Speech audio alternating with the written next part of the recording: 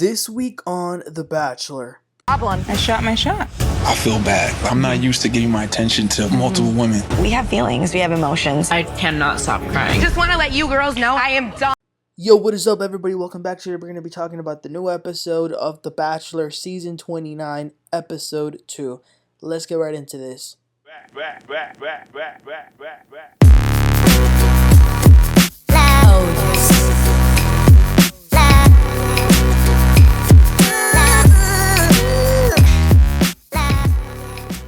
Alright, you guys, so it is week 2 of Grant's season of The Bachelor.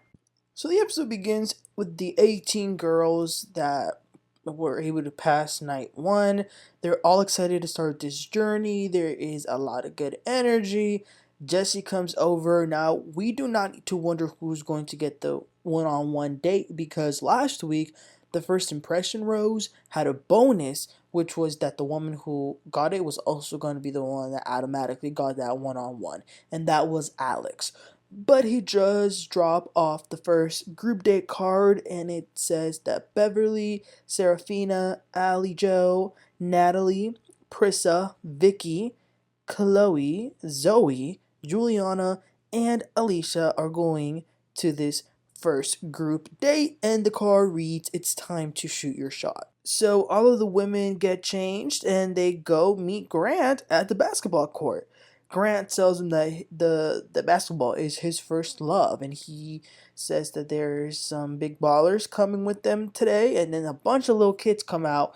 Grant loves basketball, and he also wants to be a father, so he's kind of incorporating both of those things.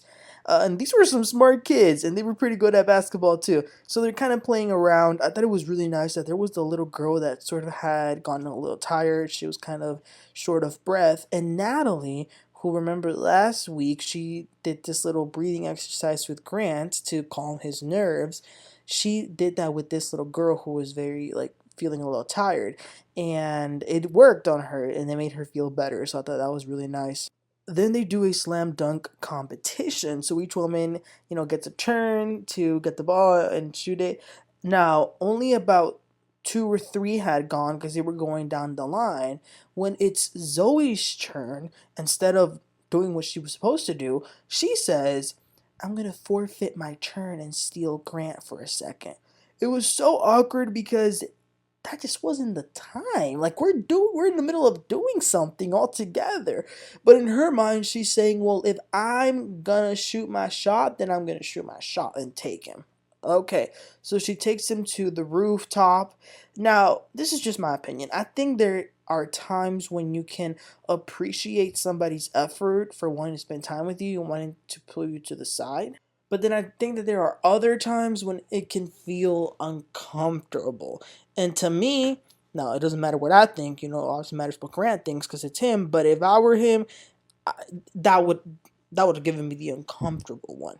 When they come down, Jesse comes in and says that they will be having a game, 5-on-5. So there's the yellow team, and then there's the purple team. The yellow team did have the shortest girls, and the purple had the tallest. They actually filled up the gym, and they had a sports anchor, and Jesse was there, and Grant, they were all watching. The purple team was in the lead. Lots of the girls were losing their nails. Now, let me tell y'all, they were going hard, especially Zoe. And the purple team won 18-2. And then Grant has to choose an MVP, which he chooses Chloe. And she gets a jacket from him and a kiss from him as well, in front of everybody. So it's a little later. They're having the night portion of the group date, and Grant talks to Chloe first, and he tells her that she was definitely noticed by him a lot today. Chloe tells him that she really believes in reasons and seasons, and she knows that she is here for a reason, and then they kiss again. Back with the other girls, they call Zoe out for stealing him. They all seem to be in agreement that she probably shouldn't have. Zoe does tell them, though, which one of y'all wouldn't do that? I mean, just like basketball, you take your shot, and I took mine. Serafina says, well, I just think it was the wrong place and wrong time. And Zoe says, well, when is the right place and right time? Tomorrow when we don't get to see him? Oh. Juliana then says something about disrespect, and Zoe was just very unapologetic. She didn't care what none of them had to say, and she said that all is fair in love and war. So then Grant talks to Natalie. He says that the basketball part was fun, but what he was really looking for today was to see how the women interacted with the kids. And he says he definitely noticed how all of the kids liked her. And that little girl that I told y'all that Natalie was helping, she did a little video for Natalie that Grant is now showing her. It was so nice. And Grant says he definitely wants kids, and then they kiss. The other girls are still talking about Zoe. I mean, I think at this point it was a bit much. Like, yeah, she was wrong, but you already called her out. Let it be. Grant then talks to Juliana, and wow, he's so thoughtful. He whips out some oil. I don't know where he got that from. He kisses her hand, and he starts rubbing it on her hands because she had lost a lot of nails. Wow. They were having a good time, and they kissed, and then guess who interrupts them? Zoe again. So Grant spends time with Zoe. He says that she's clearly beautiful, she's strong, but he wants to know if they're actually going to be able to have an emotional connection. And she says that she did used to be very guarded in the past. And he asks if she's still like that. And Zoe says that she's ready to not be guarded anymore with the right person. And Grant says he can definitely help with that. So Allie Joe, the New Jersey girl, is now even angrier than before. She wants to spend time with Grant, so she goes up and goes straight to them, and she says, "Can I steal you away?" And you guys, not Zoe saying, "No, give us 2 minutes." Uh, Allie Joe says, "No, you spent the whole day with him." So Grant does go to talk to her, and she starts to share how her dad was a soccer coach and she teaches boxing for a living, and she says that she will always fight for them, and she's sharing about previous relationships. Now the thing is, when they were talking, Zoe never actually left the room, you guys. So not only did she hear the entire conversation, she then goes to steal him again so that she can say goodnight. I was like, okay, at that point, that's where I might start to see the disrespect. So when Zoe's with him, Allie Joe just goes off. Um, when all the women are together, Allie Joe goes off and she says, "Why do you keep interrupting? Do you need that much attention because you're insecure?" Dang. Grant then notices, he decides to give the group date rose to Natalie. It is then the next day, and it's time for Alex's date. It's interesting that the date began a little later during the day, because usually they start them like at the beginning of the day. Anyway, so not Ashley. Alex goes to an empty mall. The floor is full of rose petals, and there's just big rose on the screen. So basically, they have the entire shopping mall for themselves, and they're having a lot of fun. They get on one of those animal rides. They're shopping. They're going to all of the stores. I mean, the whole mall for yourself. That's cool. They were going to all of these stores, playing all the games, eating all the food. That's my type of date. You know why? Because it looked like it was lots of fun. There happened to be a piano in one of the stores, and Grant happens to play piano, so he starts playing it, and then he starts to sing a song to Alex, a song that he wrote. And I was just thinking, damn, I mean, is there something that he can't do at this point? But I saw social media, and a lot of the ladies said that gave them the ick. Did y'all feel the same? Why is that? Like, I personally love to sing too, so why does that bother y'all? Let me know if it bothers you. After all of that, then they go down and they talk about some more serious things. Grant talks about how things have, molded him to be the person that he is.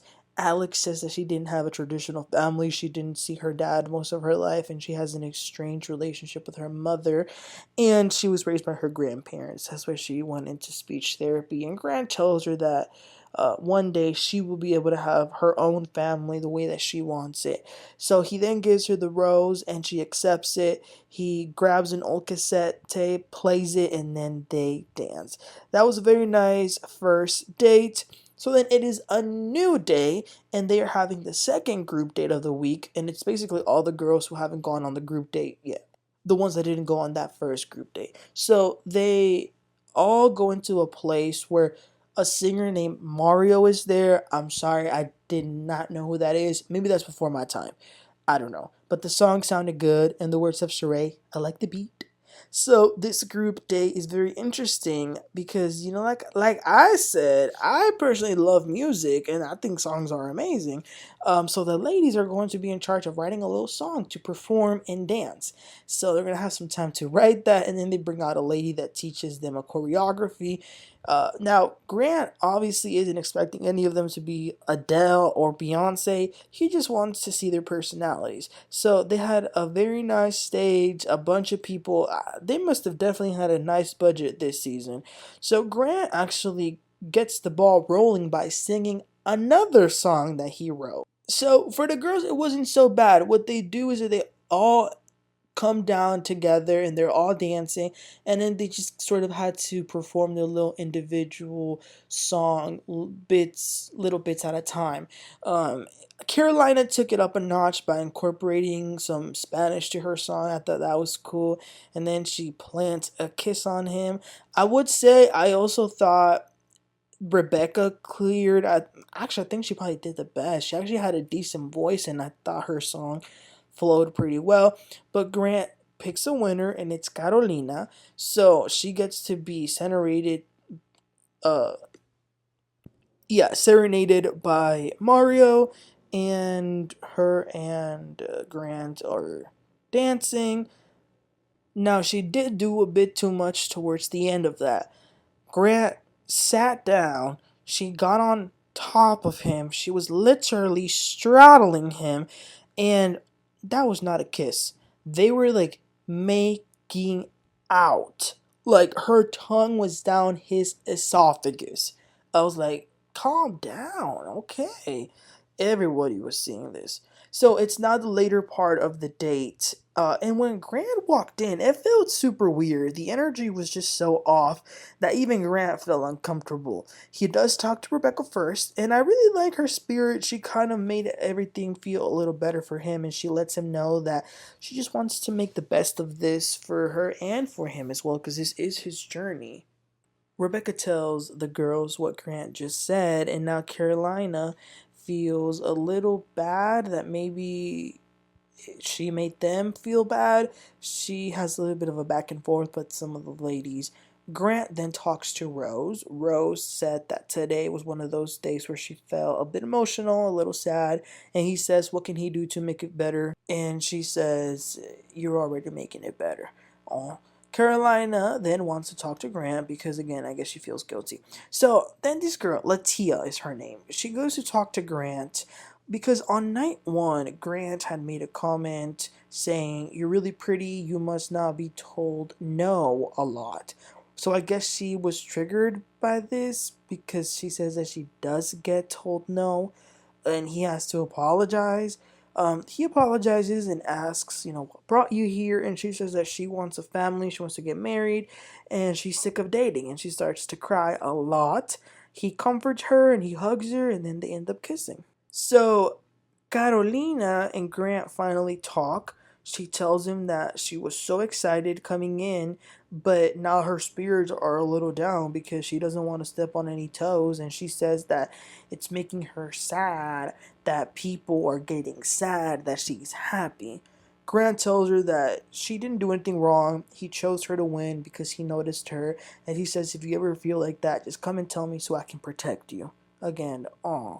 Grant then decides, after all those conversations, to give the rose to Latia.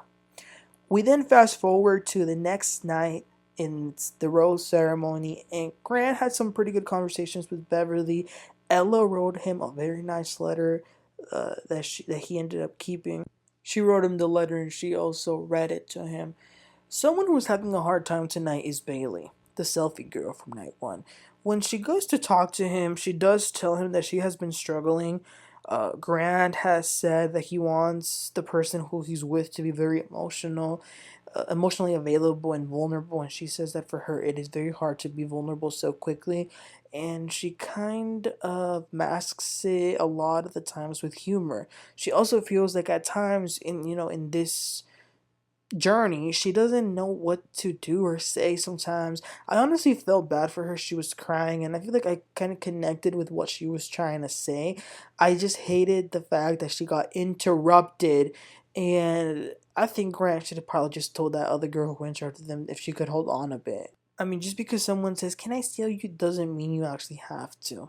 So then they go forward with the rose ceremony. Alex and Latia already have a rose, remember? And then the rest of the roses go as follow: to Juliana, Beverly, Serafina, Carolina, Zoe, Dina, Rose, Bailey, Parissa, Allie Joe, and finally Chloe. Yo, this means that Ella, the card girl, Rebecca, who I really liked, Alicia, and Vicky are all going home. I feel bad, especially for Ella, who just had that very nice chat with him. I wasn't expecting that, and I don't think she was either. I didn't think I would be so upset at a rose ceremony so early on. But yeah. And that was the end of the episode. I thought it was a good episode. Again, like I said, I was a little surprised when the episode ended and I went to go check what people were saying on social media, and I saw a lot of negativity, like talking about, I miss Joey. Grant gives me the ick. Like, people, get over Joey, okay? He came, his season's over, we're moving on. Like, let's give this season a chance. I'm enjoying it. Are y'all enjoying it? Let me know. Like, what is this disconnect? I don't get it. But I thought this was interesting. It looks like next week is gonna be full of drama. A lot of these women are actually very dramatic people, so that might be a little unfortunate. But we will be seeing that next week. You guys, please don't forget to like and subscribe. And like I said, let me know your comments, and I'll catch y'all next time. Y'all have a great one.